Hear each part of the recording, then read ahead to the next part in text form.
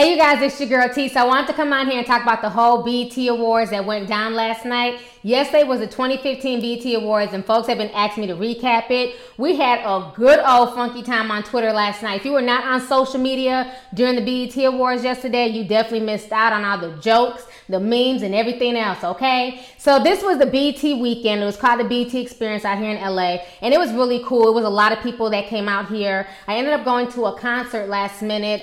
Somebody got me a really good deal on some tickets. So we went, and it was for the LA Live concert with Snoop Dogg, Ice Cube, Kendrick Lamar, Schoolboy Q was there, Warren G, Daz, Corrupt. I mean, so many people showed up. DJ Yella was there, Warren G was there. So it was like a really, really cool show. I had such a good time there. The BET Experience was definitely on point this weekend.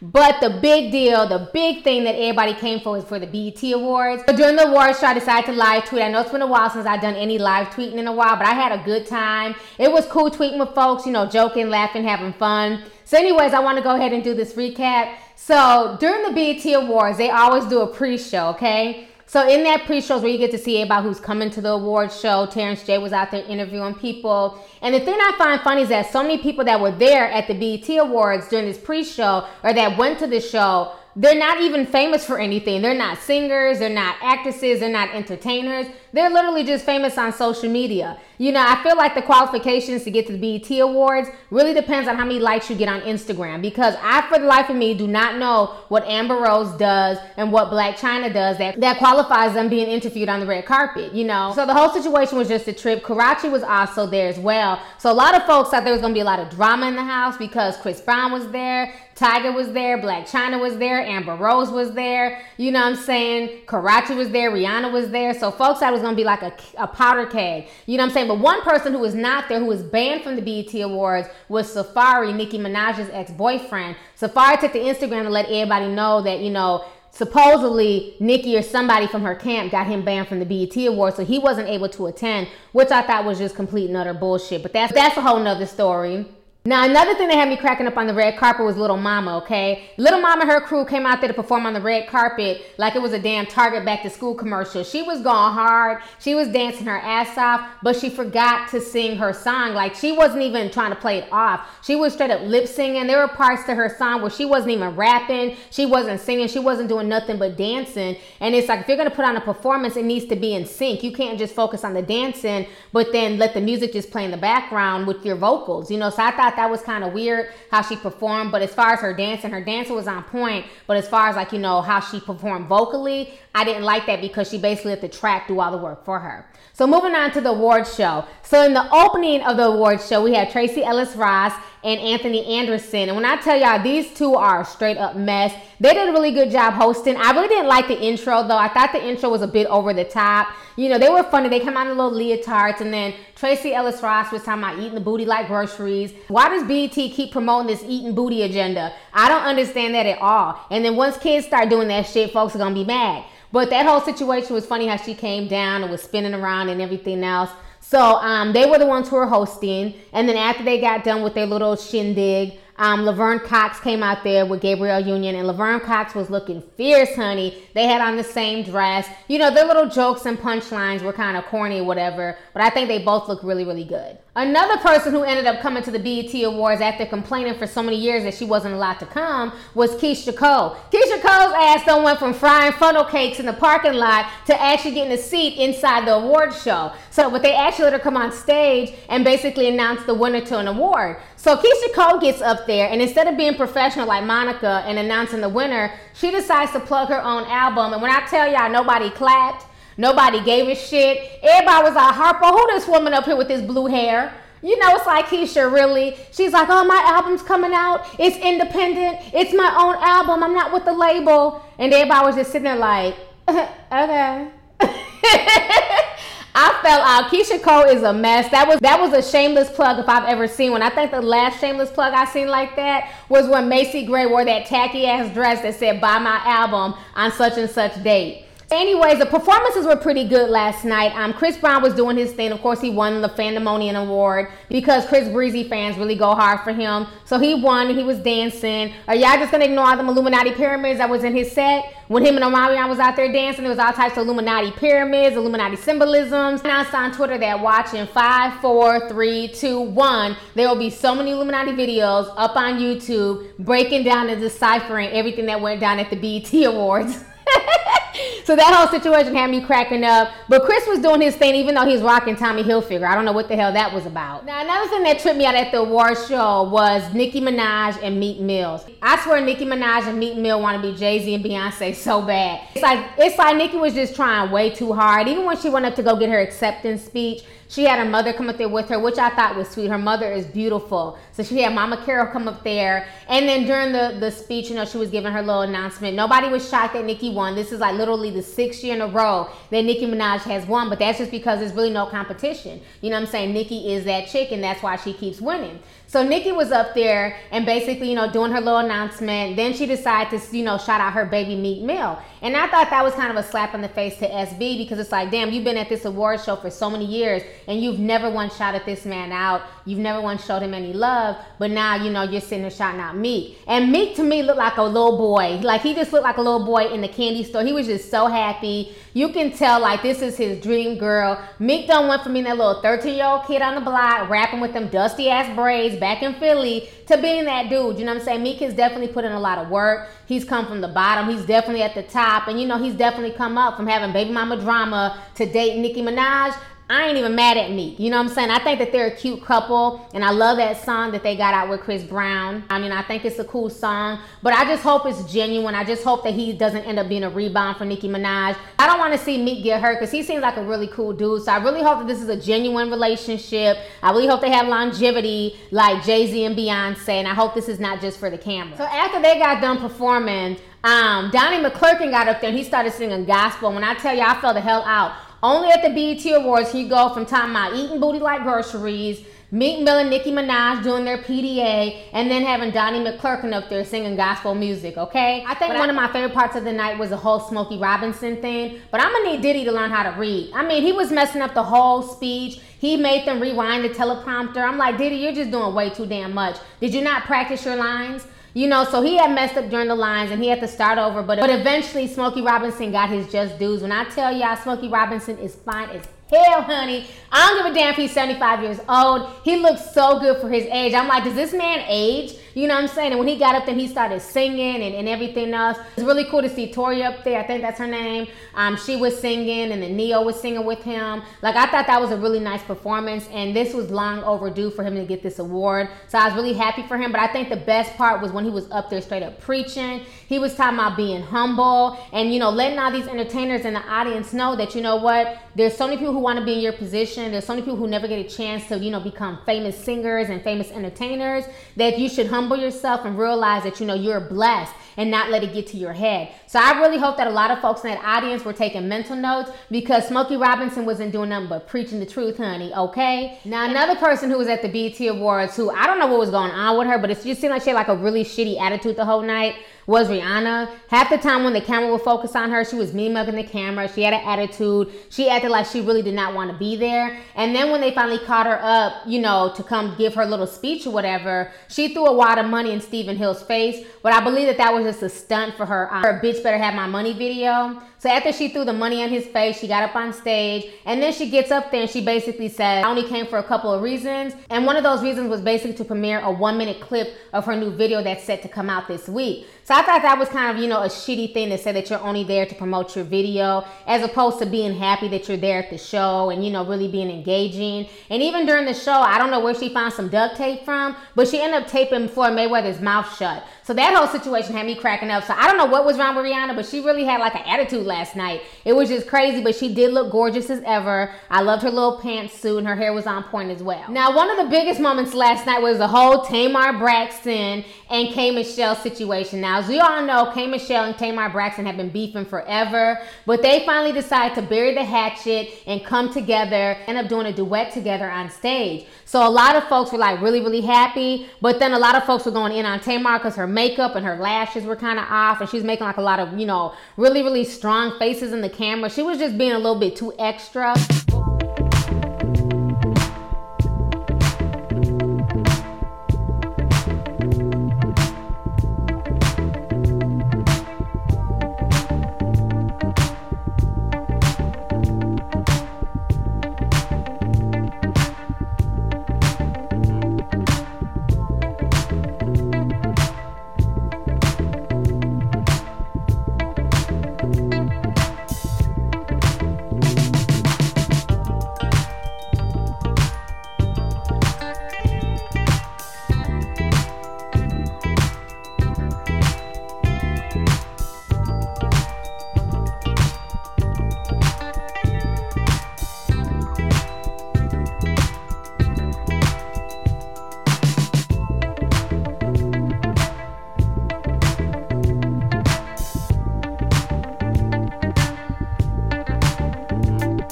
But one thing I would say about Tamar, bad makeup, crazy lashes and all that, Tamar Braxton can really sing. She has a beautiful voice, and she tore the house down. I think she did a really good job. K. Michelle did a great job as well. When Mama Patti LaBelle came out there, she definitely tore the house down. Mama Patti LaBelle did the damn thing. So it was really nice to see them come together and basically set aside their differences and, you know, sing this song in such a beautiful manner. Now, one of the main things that we were waiting for all night was the Janet Jackson tribute.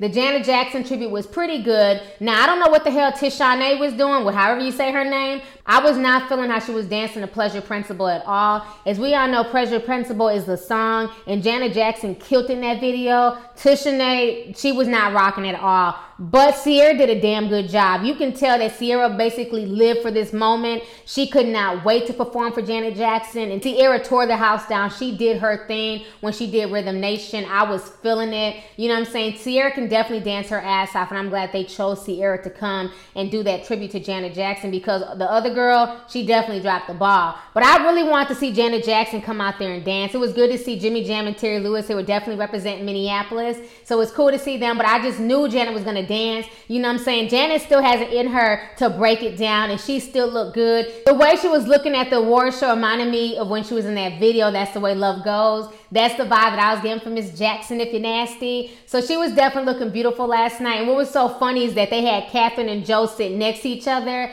And so Janet decided to shout out her parents. And Joe was so boosted. You could tell he was like just so floored. He was so happy that his daughter was shouting him out. Catherine, on the other hand, was looking like, how long do I have to sit next to this Negro? Because I'm rest to go. Catherine looked like she did not want to be anywhere near Joe Jackson. So that whole situation was funny as hell. But I think the biggest, the craziest part of the night was the whole Diddy Bad Boy tribute, okay? Now, this was a trip. Are we going to act like half a Bad Boy wasn't still missing? Are we going to act like Total was there? Are we going to ignore the fact that Black Rob wasn't there, Carl Thomas, and so many other people who made Bad Boy what it is today? I don't understand why he would call this a Bad Boy reunion, because to me it wasn't really even a Bad Boy reunion, and it didn't even seem like all the members of Lox were there. You know what I'm saying? It was good to see Jadakiss there. It was great to see Faith Evans. It was great to see Little Kim. It was good to see Mace. But can somebody explain to me why the hell he had French Montana there? French Montana is new school Bad Boy, not old school Bad Boy. If that's the case, he might as well have brought Young Jock's ass up there as well. You know, so I just find the whole situation just crazy. But I think the craziest part of the night, when Diddy's ass fell down that hole like Yoshi did in Super Mario Brothers. I fell the hell out, okay? Because he was dancing his ass off, but he obviously forgot that during rehearsal that there's gonna be a big ass hole in the middle of the ground that Little Kim was gonna come through, and instead of remembering that from rehearsal, his ass fell dead in the hole, and the studio audience members had to literally help his ass back up. So that whole situation had me cracking up. When I tell y'all folks was roasting the hell out of Diddy last night, they were roasting the hell out of Diddy. Got these memes, I'm gonna come back with the rest of my commentary.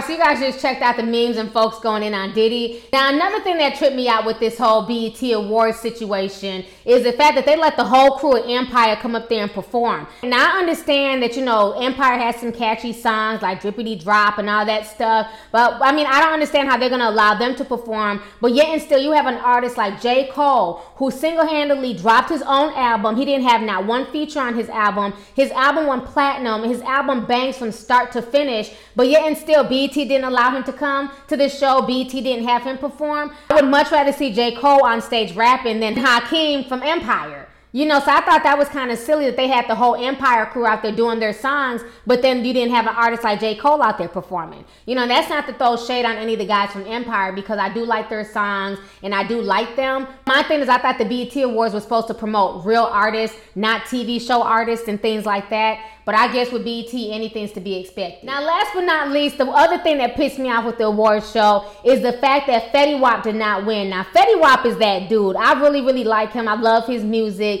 He has such a humble, sweet spirit. Even with the whole glaucoma situation that happened with him when he was a baby, how he lost his eye, he still has kept a really cool spirit. He said when he was younger, he used to wear a fake eye, but now he's confident in who he is, and he doesn't feel the need to cover up his eye or to, make excuses for his eye. He's just who he is, and I respect him so much for that. And I think for them to not give him the New Artist Award was bullshit. You know what I'm saying? A lot of people are rocking with Fetty Wap right now. He's also doing a lot of stuff with a lot of Afrobeat artists from Nigeria and from Ghana, so I definitely respect him for that. And he's very prideful of his Haitian heritage. So I just thought that was kind of whack that they would have a new artist category and have Sam Smith in the category. First of all, this is the BET Awards. Sam Smith has won so many damn Grammys. Why not give this to a black artist at the BET Awards who's new? We all know damn well that Fetty Wap most likely will never be nominated for a Grammy. So why even put Sam Smith in that category and then allow Sam Smith to win? They could have gave that award to either Fetty Wap or Dej Loaf, but I just didn't agree with that award going to Sam Smith.